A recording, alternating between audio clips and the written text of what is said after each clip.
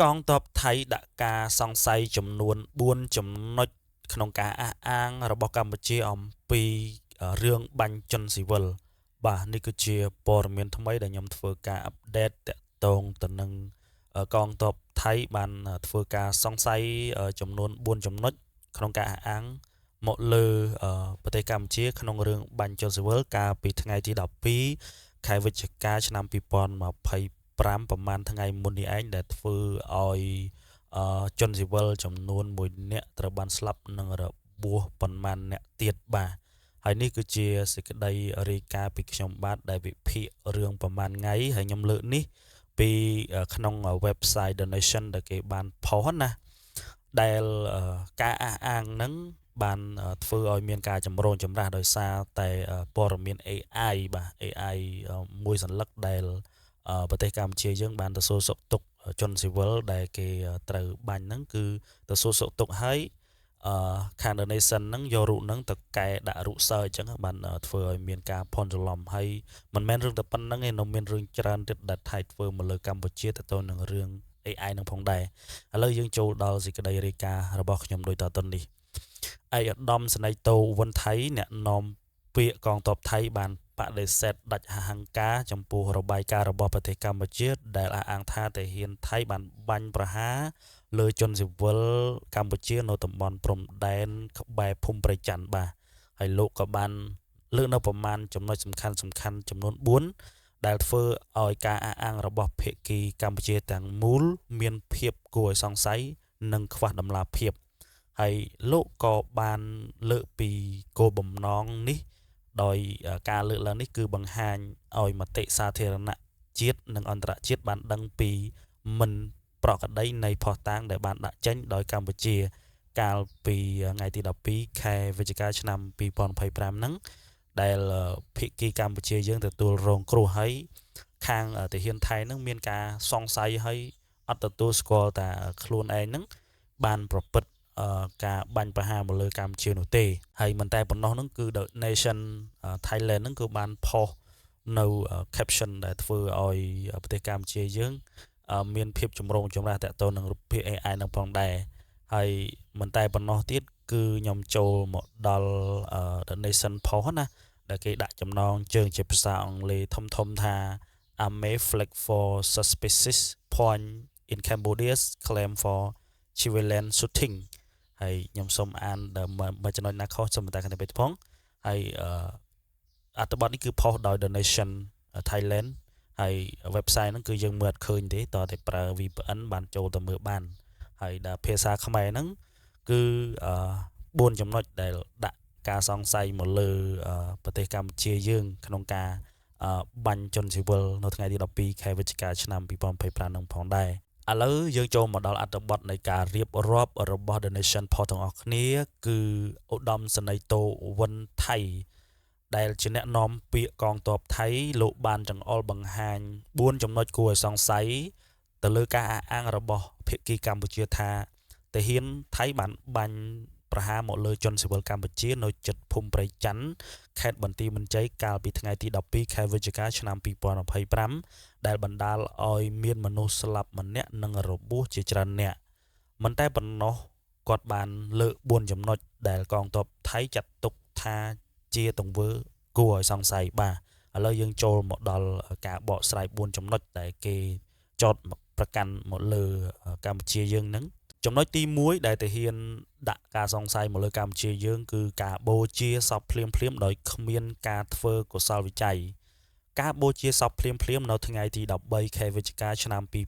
2025គឺជាទង្វើមិនប្រក្រតីបំផុតពីព្រោះករណីមរណភាពមិនធម្មតាតម្រូវឲ្យមានការធ្វើកុសលវិច័យតាមផ្លូវច្បាប់ការប្រញាប់បូជាសពនេះហាក់ដូចជាមានចេតនាលាក់បាំងភស្តុតាងដែលផ្ទុយពីការអះអាងរបស់ប្រទេសកម្ពុជាបាទនេះគឺខ្ញុំកាត់ឲ្យយល់ណាថាគេចង់សម្ដៅទៅលើការបូជាសពភ្លាមអញ្ចឹងណា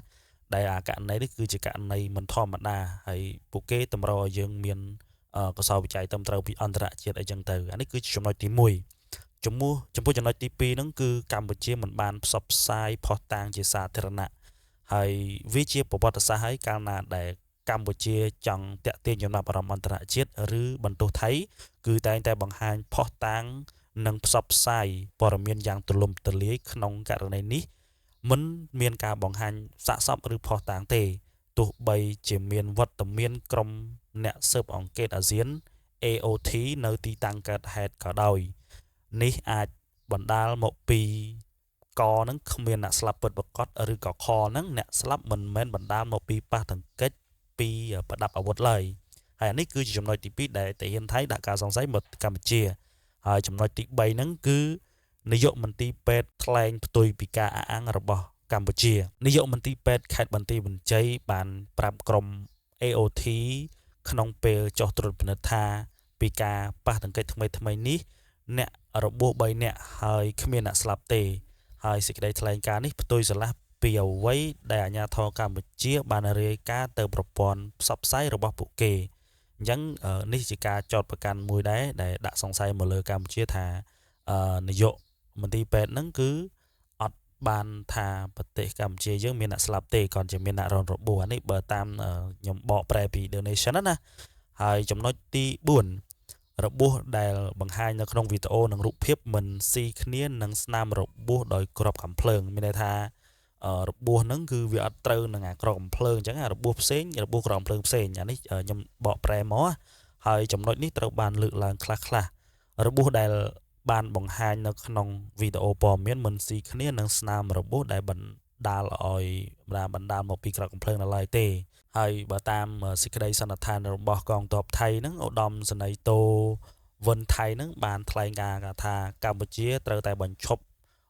ការបង្កហេតុអញ្ចឹងណាហើយជំនួសឲ្យអះអាងថាជាជនរងគ្រោះវិញអានេះបើតាមតែអេដាមសេនីយ៍តូវិនថៃបានថ្លែងណាហើយពួកគាត់ថាគាត់បដិសេធរាល់ទង្វើអ្វីដែលគាត់បានធ្វើអញ្ចឹងណាមកលើកម្ពុជាអាហ្នឹងយើងមានតែតាមការចាក់ស្ដែងទេអានេះគាត់ខ្ញុំលើកអត្ថបទក៏វិភាគខ្លីៗទេហើយខ្ញុំក៏អាប់ដេតព័ត៌មានបន្តទៀតតទៅនឹងករណីផ្ទុះអាវុធនៅភូមិព្រៃច័ន្ទនិងការចោទប្រកាន់ទៅលើរូបភាពបង្កើតទៅដោយ AI ហើយខ្ញុំនិយាយបកបង្កញ្ចក់បន្តិចថា The Nation Post តទៅនឹងរូបបងប្រុសម្នាក់ដែលត្រូវគេបាញ់ប្រហារហើយមានអ្នកសួរសុខទុក្ខហើយគេថតមកស្លឹកហ្នឹង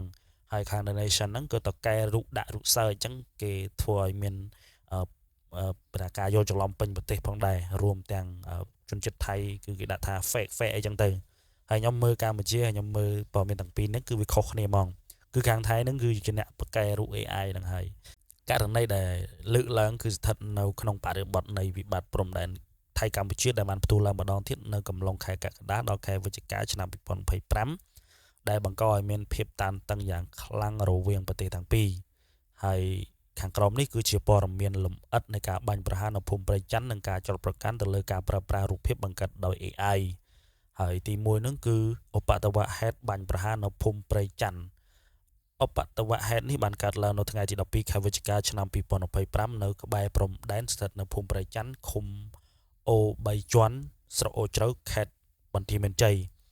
ការអះអាងរបស់ប្រទេសកម្ពុជាយើងភាគីកម្ពុជាបានរាយការណ៍ថាទាហានថៃបានបើកការវាយប្រហារទៅលើជនស៊ីវិលកម្ពុជាដែលធ្វើឲ្យជនស៊ីវិលម្នាក់បានស្លាប់និងរងរបួសជាច្រើនអ្នកបន្ទាប់មកការបដិសេធរបស់ថៃវិញម្ដងដូចជាខ្ញុំបានលើកជូនខាងលើអញ្ចឹងកងទ័ពថៃអ្នកនាំពាក្យរបស់ខ្លួនឧត្តមសេនីយ៍តូវិនថៃហ្នឹងបានបដិសេធរាល់របាយការណ៍នេះដោយលើក4ចំណុចគួរសង្ស័យហ្នឹងទី1ហ្នឹងគឺការបូជាសពភ្លាមដោយគ្មានការធ្វើកុសលវិច័យហើយទី2ហ្នឹងនាយកមន្ត្រីពេទ្យថៃហ្នឹងបានអាងថាមានរបួសតែ3នាក់ទេគឺអត់មានស្លាប់ទេហើយក្រោយមកក៏មានអ្នកស្លាប់អញ្ចឹងវាធ្វើឲ្យមានការចម្រូងចម្រាសហើយទី3ទី4ហ្នឹងគឺរបួសដែលមិនស៊ីគ្នាហើយនឹងស្នាមក្រកំភ្លើងអញ្ចឹងទៅ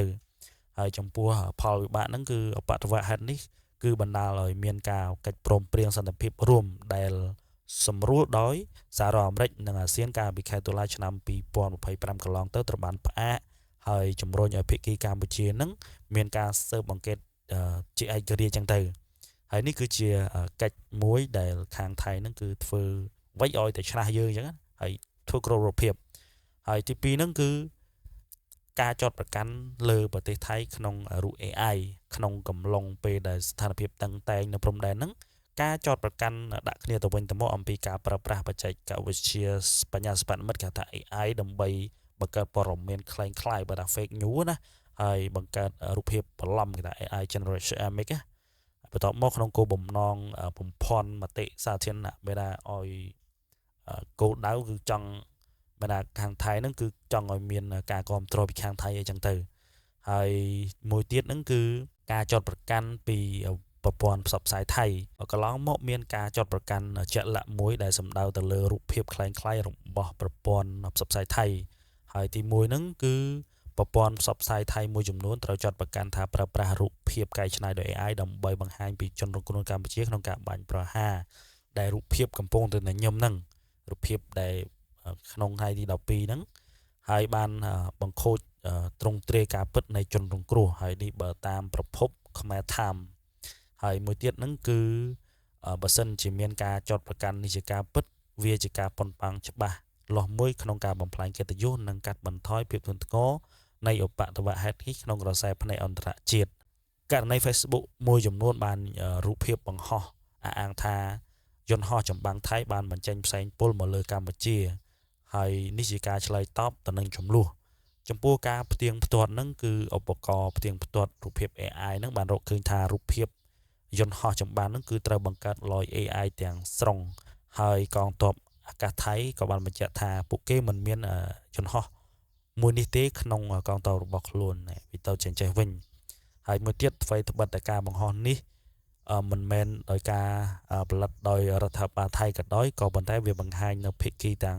សងខាងក្នុងវិបត្តិព្រំដែនទៅតែប្រឈមមុខនឹងព័ត៌មានคล้ายៗដែលបង្កើតឡើងដោយ AI ដើម្បីបម្រើផលប្រយោជន៍និងបង្កើនការសពគ្នាទៅវិញទៅមកសរុបមកភាពតានតឹងនៅប្រទេសទាំងពីរមិនត្រឹមតែកើតឡើងនៅតាមបណ្ដោយព្រំដែននោះទេប៉ុន្តែវារីករាលដាលដល់សមរភូមិព័ត៌មាន Digital ផងដែរដោយការប្រើប្រាស់ AI ជាឧបករណ៍ដើម្បីបង្កើតការភ័ន្តច្រឡំនិងឃោសនាបាទនេះគឺជាករណីមួយដែលខ្ញុំធ្វើការលើកឡើងនៅក្នុងកិច្ចចម្រូងចម្រាសនៅក្នុងបដិចំនួនព្រំដែនរវាងប្រទេសកម្ពុជាថៃចឹងណាហើយខ្ញុំក៏មិននៅខាងណាដែរក៏ប៉ុន្តែខ្ញុំគិតថាខាងថៃគឺវាទៅកលិកកលក់ច្រើនណាសូម្បីតែ Nation ថៃហ្នឹងក៏យករូបភាពប្រទេសកម្ពុជាយើងទៅកែដាក់រូប search ឯណាអញ្ចឹងវាធ្វើឲ្យមានការភ័ន្តច្រឡំហើយប្រហែលថ្ងៃមានច្រើនទៀតបើសិនជាណាគ្នាជាអ្នកស្រាវជ្រាវដូចខ្ញុំវិញគឺដឹងថាទុបច្រើនបានហ្មងតាក់ទងក្នុងថៃគឺគេមានប្រដានគេផុសនិយាយទៅច្រើនហ្មងរឿងស្អីក៏ឲ្យតែនេះគឺយកទៅផុសអញ្ចឹងណាអញ្ចឹងដូចខ្ញុំអីយើងព្យាយាមស្រាវជ្រាវព័ត៌មានដែលល្អៗមកដាក់នៅក្នុង YouTube ឲ្យអ្នកគ្នាបានមើល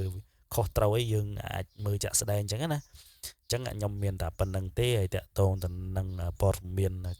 ចំណុចនៃការសង្ស័យ4ចំណុចរបស់ខាងធានថៃមកលើកម្ពុជាអញ្ចឹងបើមានការខុសទាស់អីសូមតាខន្តីអភ័យទោសផងព្រោះនេះគឺការសម្រាយនិងបញ្ចេញមតិយោបល់ខ្លះៗតែប៉ុណ្ណោះពីខ្ញុំបាទវិសាលសូមគ្រប់លាត្រឹមហ្នឹង